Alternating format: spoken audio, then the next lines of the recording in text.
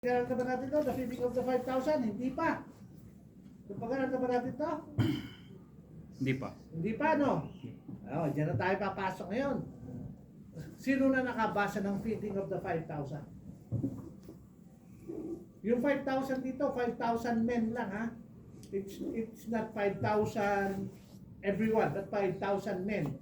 So, roughly, there would be double the number. Kasi men ang binilang, pero kasama ang women and children. So, as we study, I would like some to open their Bible sa Mark chapter 6, 30 to 44. One will have to open sa Matthew chapter 14, 13 to 21.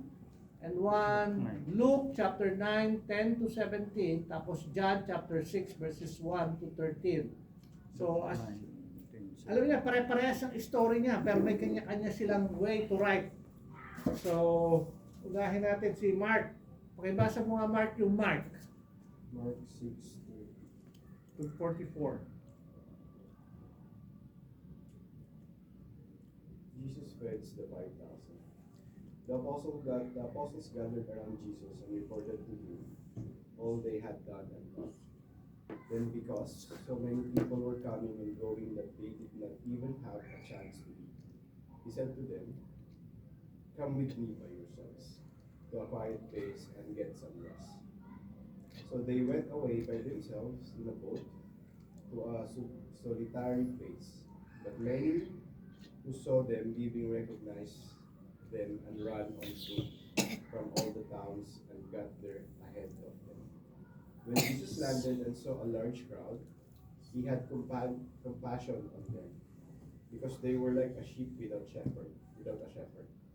So he began teaching them many things. By this time, it was late in the day, so his disciples came to him. "This is a remote place," they said, "and it's already very late. Send the people away so they can go to surrounding countryside and villages and buy themselves something to eat." But he answered, "You give them something to eat." They said to him, "That would take 8 months of man's wages. Are we to go and spend that much on bread and give it to them and to eat?" "How many loaves do you have?" he asked. "Go and see." When they found out, they said, 5 and 2 fish. Then Jesus directed them to have all people sit down in groups on the green grass. So they sat down in groups of hundreds and fifties. Taking the 5 loaves and the 2 fish, and looking up to heaven, he gave thanks and broke the loaves. Then he gave them to all his disciples to set before the people. He also divided the 2 fish among them all. They all ate and were satisfied. And the disciples picked up 12 basketfuls of broken pieces of bread and fish. The number of men who had eaten was 5,000. Yeah. Okay na, 5,000. So, isa na lang kasi ayan, ikaw Brother Erwin. Matthew 14 verse 13. Kasi yung Luke naman nandito na. When Jesus heard about John, he left there privately in a boat and went to a secluded place. But when the crowds heard of this, they followed him on foot from the city. When he went ashore, he saw a large crowd and felt compassion for them, and he healed their sick. When evening came, the disciples came to him and said, "This is an isolated place, and the hour is already late. Send the crowds away so that they may go into the villages and buy food for themselves." But Jesus said to them, "They do not need to go away. You give them something to eat." They replied, "We have nothing here except 5 loaves and 2 fish." He said, "Bring them here to me." Then he ordered the crowds to sit down on the grass, and he took the 5 loaves and 2 fish and looking up towards heaven, he blessed and broke the loaves and gave them to the disciples, and the disciple gave them to the people. And they all ate and were satisfied. They picked up 12 full baskets of the leftover broken pieces. There were about 5,000 men who ate besides women and children. Okay na? Yun. So, we'll no longer read yung iba pa kasi mababasa naman natin dito. So, the feeding of the 5,000. The Lord will now be showing a special miracle. Often a lot of people think this special miracle was for the 5,000. Actually, this is for the disciples who were with him. Incidental na lang yung the 5,000 were fed. Actually, it is the Lord having mercy or pity. Because this is the people na sumusunod sa Kanya and yet undecided. Are they interested simply because they want to be fed? Or they are really going to believe the Lord Jesus Christ? So yun ang question. So, ano yung occasion? What has happened during this time? So mababasa natin sa Luke chapter 9 verse 10. When the apostles returned, siya sila nag-return, di ba? Inutusan sila ng Panginoon to go. They will have to go and they have to what? Pinag-aralan natin yan. Punta sa mga bahay-bahay to tell them that they don't need to bring anything because the Lord will provide for everything that they need.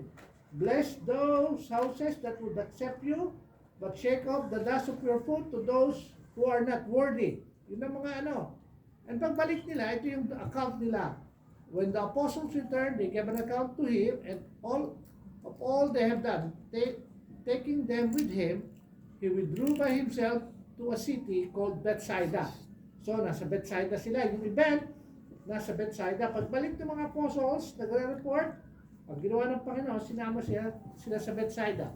Sa Mark naman, itong account ni Mark, the apostles gathered together with Jesus and reported to him all that they had done and taught. And he said to them, come away by yourselves to a secluded place and rest a while. For there were many people coming and going, and they did not even have time to eat. They went away in a boat to a secluded place by themselves. So si Luke, pinangalanan niya yung secluded place. Si Mark, hindi niya pinangalanan. Ang term niya lang, secluded place. We know that it's in Bethsaida. Ano yung, sila lang ang kasama niya sana? Yung kanyang mga apostles, they were to go to a secluded place. Kasi most likely, kung pagkasunod, debriefing. They will be talking about the events that they have done. So, yan, after being sent out in pairs to proclaim the message of the mystery kingdom, the apostles returned to Jesus and give account of all that they have done and taught. So, papaliwanag nila sa Panginoon. Ito yung mga ginawa na namin. Okay? So, Mark adds in verse 31 that there were so many people coming and going that they didn't even have the time to eat. Maraming tao, so wala na silang time kumain. So Jesus, taking the apostles with him, went away to a boat in a secluded place at a city called Bethsaida, on the other side of Sea of Galilee. The crowd. O si Brother June, pabasa. Now read what happened next in Mark 6:33. The people saw them going, and many recognized them and ran there together on foot from all the cities, and got there ahead of them. And John 6:2, a large crowd followed him because they saw the signs which he was performing on those who were sick. Yan. A large crowd. So, yeah. So makita natin, may large crowd. Humiwalay na ang Panginoong Jesus kasama ang apostles, pero yung mga crowd, sumunod. They still went and followed them. Sige, bro, basa. A large crowd actually ran around the sea to arrive ahead of Jesus in the boat. The fact that it is a large crowd here indicates that the interest of the people is still quite high in spite of their leaders' rejection of Jesus. Yan. So this crowd is what we call sheep without shepherds. Nireject na ng high priest at ng mga Pharisee ang Panginoon. But still, these people don't know whether to put their trust in the Lord Jesus Christ or eventually just follow what their leaders were saying. Yan yung pinaka-gist ng story. Okay, Brother John.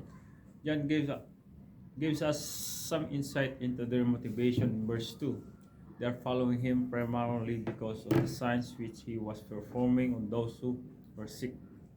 We will learn more about their motives in lesson 76, the discourse of the bread of life, where we will see that they are following him for the wrong motive.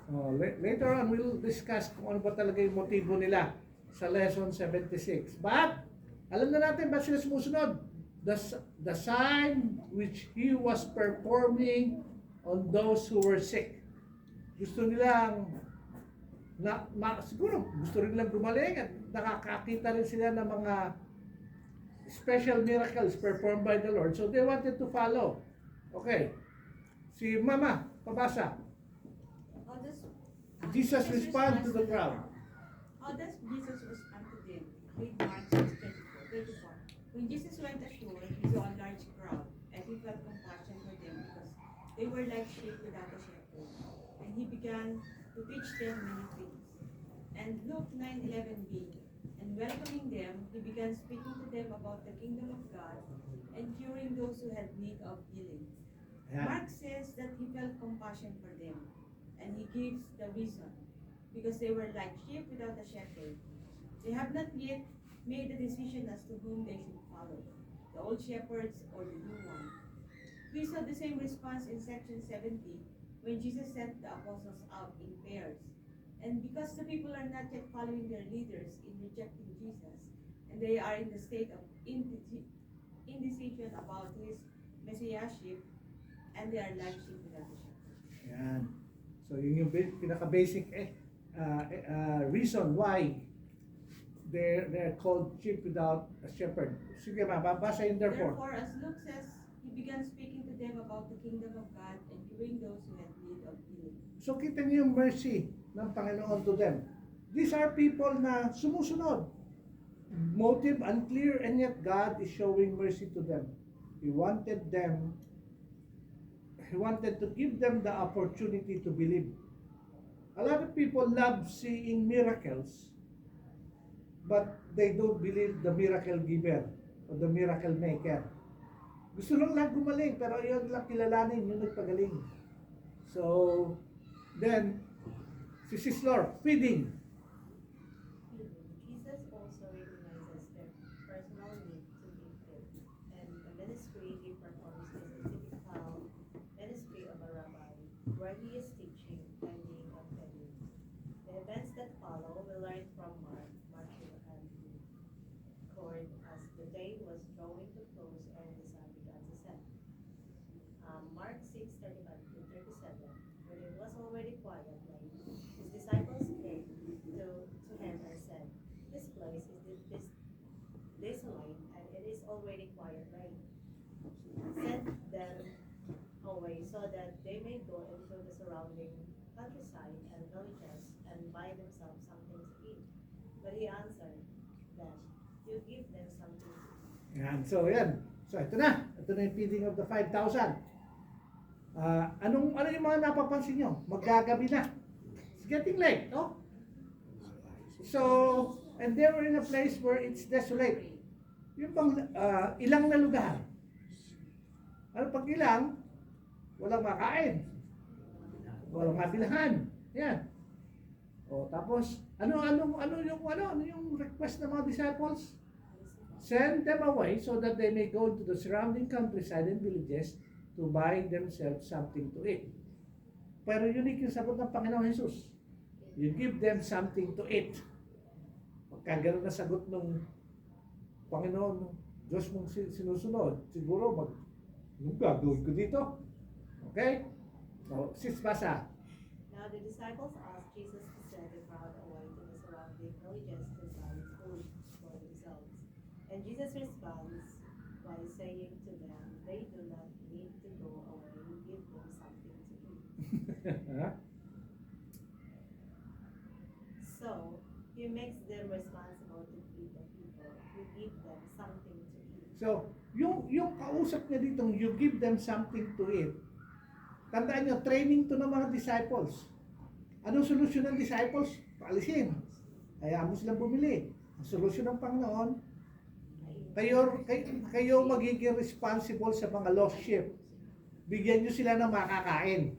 No. He makes them responsible to feed the people. You give them something to eat. Tandaan niyo yung highlighted na yon. Kasi dito natin mas maunawaan that in this section the Lord is training the disciples, the apostles. Why? Because eventually they'll be doing the ministry that the Lord would give them. So training ito. Okay? Lani. Private. Now read John 6:3-6. Then Jesus went up on the mountain, and there he sat down with his disciples. Now the Passover, the feast of the Jews, was near. Therefore Jesus, lifting up his eyes and seeing that a large crowd was coming to him, said to Philip, Where are we to buy bread, so that these may eat? This he was saying to test him, for he himself knew what he was intending to do. Yan, okay, stop. Oh, napansin niyo ba that yung event is among the disciples lang and the Lord Jesus Christ, apostles and the Lord. Bakit ko nasabi? Yung mga tao nasa plains. Ano sabi nung verse 3? Then Jesus went up on the mountain and there he sat down with his disciples. So, yung event is nakahiwalay sila when he was teaching them. This is a teaching session for the Lord so that the disciples would understand. Often kasi, ang mindset natin, when we read it, parang andito yung maraming tao, andito yung mga disciples, sama-sama sila. But when you study it closely, Jesus went up. Medyo, pumunta sila ng mas malayo. Inihiwalay niya kanyang mga disciples. Yan. Okay. Sige, Sis Lani. First of all, notice that Jesus goes up on the mountain and sits down with his disciples. So, although there is a crowd of at least 5,000, the conversations with his disciples are quite private, and the lesson he is teaching is specifically for them. Yeah. Passover. Secondly, notice that John says, Now the Passover, the feast of the Jews, was near. This is the third Passover to occur during Jesus' ministry. And since his ministry began at the time of Passover, this event marks the beginning of the third year of his ministry. And so, yung mga disciples, hindi kagad trained immediately. Kasama niya na for 2 years. Ngayon, sa third year lang sila nag-aandar ko talaga ng training. Marami na silang nakita sa mga ginagawa ng Panginoon. Pero this time, the moment Jesus Christ was rejected, He is now going to train them for ministry. Importante yung Passover kasi it gives us a timeline na ilang years ang ministry ng Panginoon? 3. So, 3 Passover. So, if this is the third Passover, so malapit na yung kanyang time. Okay? So,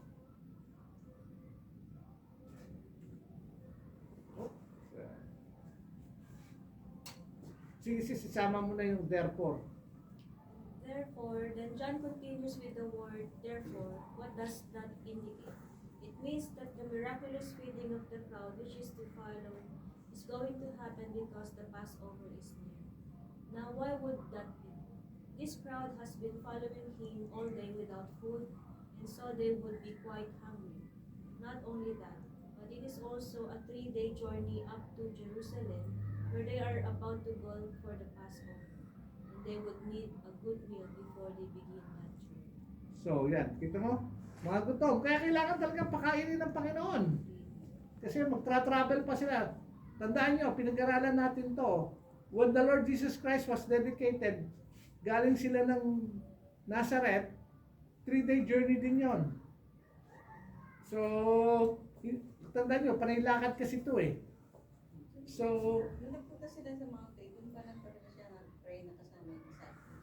Sabi ko sa miracle ni Baptist. Or kita ng mga tao. makikita mo dyan, pag-aaralan natin, babasahin natin. Okay? Oh. Philip's test. O, sis Weng. Then why did Jesus ask Philip the question, where are we to buy bread so that this may eat? John says that Jesus himself knew what he was intending to do. He knew he was going to miraculously provide food for the crowd. So the purpose of the question was not to find out where there was bread, but to test Philip, as John also records. In fact, he is pointing out that there is just isn't enough bread to be both. So by asking this question, he is drawing their attention to the lack of bread and to the lesson he is about to teach them. And for the apostles, the purpose of this miracle is to teach them the nature of the ministry. He will be entrusting to them and to instruct them concerning divine provision for that ministry. Okay, sige, pagpatuloy mo sis. They are incapable of doing it themselves. Now, why was the question directed specifically to Philip? This is his home territory, and so Philip knows that there just isn't enough food available to be bought for the crowd. Now read John 6:7-9. Philip answered him, 200 denarii worth of bread is not sufficient for them, for everyone to receive a little. One of his disciples, Andrew, Simon Peter's brother, said to him, there is a lad here who has 5 barley loaves and 2 fish. But what are these for so many people? To see Philip's response, he said it would cost more than 200 denarii and there still wouldn't be enough bread. 1 denarius was 1 day's wages. So to feed all these people would cost more than 200 days' wages. Then Andrew pipes up and says that they have 5 barley loaves and 2 fish. But what are these for so many people? So Jesus has made them responsible to feed the crowd, but all they have is 2 fish and 5 loaves, and they are incapable of doing it themselves. They are incapable of doing it themselves. Yung sa binasa ni Mark, iba yung translation niya, ilan yung wages na kakailanganan sa Luke? How many days? 80. Basta may about wages. So, makita natin, mahirap pakainin kasi alam ni Philip, Napaka-imposible. imposible, alam ni Philip, maski may available na pagkain is the cost. Ayan, no? Pero, 8 months. 8 months, hindi 80, 8 months wages. Like 200 days eh. Di ba 365? O mga 8 months wages nga dahil ganun yung kailangan mo para pakainin yung tao. Okay? Si Brother Joel. The miracle. Now Jesus performs the miracle to feed the crowd. Read Luke 9:14b-17. And he said to his disciples, have them sit down to eat in groups about 50 each. They did so and had them all sit down. And he took the 5 loaves and the 2 fish, and looking up to heaven, he blessed them, broke them, and kept giving them to the disciples to set before the people. And they all ate and were satisfied. And the broken pieces which they had left over were picked up, 12 baskets full. And notice how he does it. Then Jesus gave thanks and broke the bread and fish and kept giving it to the disciples, who distributed to the people until they were all satisfied. He provided and gave them the food that they in turn gave to the people. Here we see that he gives the apostles the responsibility to distribute what he provides. Yeah, so you're not capable of providing it. It is God who will provide. But what's the role of the apostles? To distribute.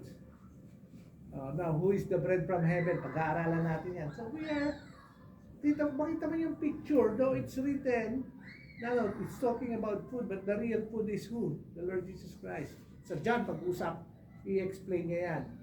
Okay? So, ano yung makikita natin? Tinanong ni Ate Bel, nakita ba ng mga tao? Most likely. Bakit? Kasi, well, we give thanks. Nasinulat naman, no? He took the 5 loaves and 2 fish, and looking up to heaven, he blessed them and broke them, and kept giving them to the disciples to be set before the people. So, pinagpray ng Panginoon, ang Panginoon nagbibigay sa disciples, yung mga disciples, apostles, sila yung nagbibigay sa mga tao. So, walang sinabing hindi siya nakita. Here we know that the Lord started feeding them. Yeah. Si Brother Erwin. 12 basket full. All four Gospels record that the people were filled or satisfied, and when they gathered the leftovers, it turns out that there were 12 baskets full of the pieces of bread and fish. It began with just 5 loaves and 2 fish, and there ends up being 12 baskets left over.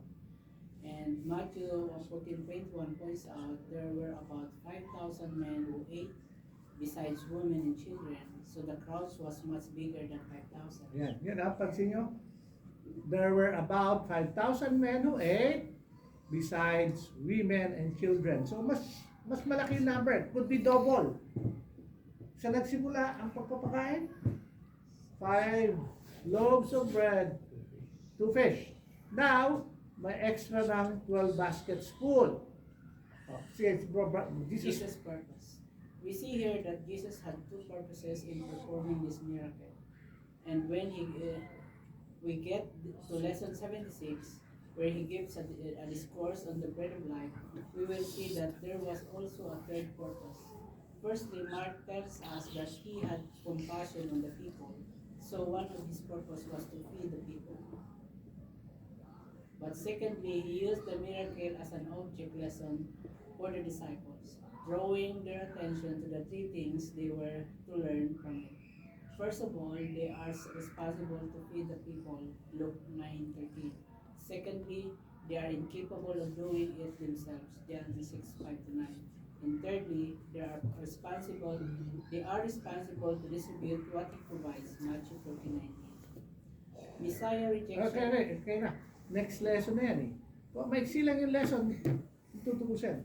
But, often, nabasa nyo na yan eh. Reading the 5,000. Pero, we just read it without really understanding na, ito pala yung purpose. Kung i-apply natin siya sa ating mga sarili now, ano yun? Though in hindsight, kasi sa Bread of Life lesson pa natin pag-aaralan yun sa lesson 76, which is a few meetings away. Pero makikita natin na the responsibility, pagdating sa application, during that time, the Lord was training the apostles, but if we apply it now, the responsibility is for us now, as believers. Kasi are we the sheep? Are we sheep that has no shepherd? Hindi, kasi we know who our shepherd. Our shepherd is the Lord Jesus Christ. If we claim we have the Lord, we have believed in the Lord, then we are in Christ. So hindi tayo doon sa category mga sheep without a shepherd. Nandito tayo sa category na tinetry ng Panginoon. Anong dapat natin? Ang dapat natin maging responsibility? They are responsible to feed the people. What are we going to feed the people? The gospel, the good news about the bread of life. Who is the bread of life? The Lord Jesus Christ. Pero, pangalawa, pinakita ng Panginoon, you feed them, pero hindi nyo siya kaya, you're incapable of doing it yourself. Bakit ine-emphasize ng Biblia na, Philip, sige, mag-provide, ang sagot ka ni Philip, kailangan mo 200 denari. At wala ka rin mabibilihan. Kaya gusto niya, paalisin mo na eh. And so, the task is impossible kung yung task iniisip mo, ikaw ang gagawa. The moment people thinks that, kaya natin to, that is where the problem starts. The Lord Jesus Christ is training them. Tandaan nyo, when He asked them to go out in pairs, huwag kayo magdala ng kahit na ano, huwag kayo magdala ng pouch bag o ng paglalagyan ng kundi kasi ipro-provide kayo ng Panginoon sa gawain eh. Huwag kayong alalahanin yung sasabihin nyo sa harap ng mga judges kasi it is I who will speak in your behalf. Now, ito part ng training na to, when you're doing the actual ministry, the Lord is simply telling them, hindi dahil kaya nyo gawin. Kung hindi dapat ma-realize nyo, kung sarili nyo lang, hindi nyo siya kayang gawin. And this is what Philip has to realize. Hindi na, Lord, wala. Wala tayong 200 dinari. Ang ano lang meron tayo? 5 loaves and 2 fish. Is it sufficient for 5,000 men? Not including women and children. Hindi.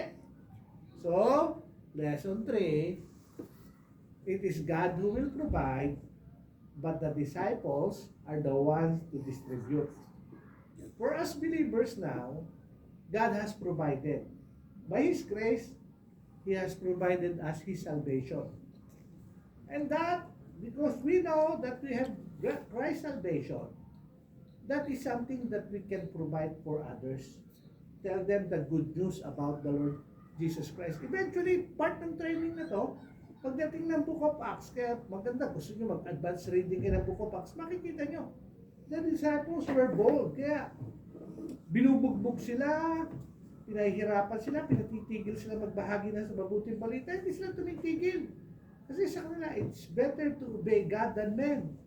Alam na nila na God has provided for them. Kaya nga, when you read yung annals ng mga apostles, they all died horrible deaths. Maski nga si John, though he died of old age. Lahat sila nag-suffer and die. And yet, they were able to do yung reality na gustong ipakita sa kanila ng Panginoon dito. Responsible ang believer to feed the people. You don't do it by yourself. What you give is something that you already have. It's been provided by the Lord Jesus Christ. So hopefully, when you read yung ganung book, yung ganung section of Bible, we don't just see it as, oh, it's a miracle. Kasi if we see it something just a miracle, we are no good, as if we're still sheep without a shepherd. No, we're not. We are already, parang nasa side na tayo ng mga apostles. We know the truth, and because we know the truth, we can help others to be set free from sin and death. Kasi yung number one problem ng mundo. So I know it's short, and yet I hope it's, mga bata nga, Sunday school, tinuturo namin yan eh. And yet, parating, we come out with, oh, pag feeding of the 5,000 lang, it's a miracle that Jesus Christ has done. No. It is an application for us believers. So I hope and pray that we'll follow what the Lord Jesus Christ wants us to do. So let us pray. Our Heavenly Father, we praise you and thank you, Lord God, for allowing us to see that sa inyong mga salita, Lord, it's something that you are training the apostles, and yet in our time now, because we are in Christ Jesus, we also bear the responsibility to continue on sharing what you have provided for us, to recognize that on our own we're not capable of doing the ministry, and yet at the same time you want us to do the ministry because that's what you have told the disciples, go and feed them. So I pray, Lord God, that we'll take this to heart, that in our life we'll not slacken. We'll think that the job to fulfill the work is for others. Teach us, Lord, that this is for everyone who is in Christ Jesus, because you have provided for us the greatest gift, the bread of life, the very person of the Lord Jesus Christ who resides in our lives in the power of the Holy Spirit. So Lord, help us to fulfill the commission that you want us to do. We continue to pray, Lord God, that you bless each and every household. Pagpalain, Lord, ang aming mga ginagawa. I pray, Lord God, that even in our workplace, we will be able to provide and show the people the goodness of our Lord, because truly you are good to us, and teach us to be good to others by sharing your word to them. We praise you and we thank you, Lord God, for tonight. Continue to bless our weekend. Pagpalain, Lord, yung mga ibang activities pang gagawin ng bawat isa. To those who are still working, to those who are resting, I pray, Lord God, na kalingaan niyo, Lord, yung pangailangan ng bawat isa. We continue to pray, Lord God, for Brother Jerry for full recovery, that he will get well, and even kay Brother Joel, na talagang yung kanyang pananakit ng tuhod will cease, and he will be restored to good health. We praise you and we thank you, Lord, for tonight. All these things we pray in Jesus' name. Amen.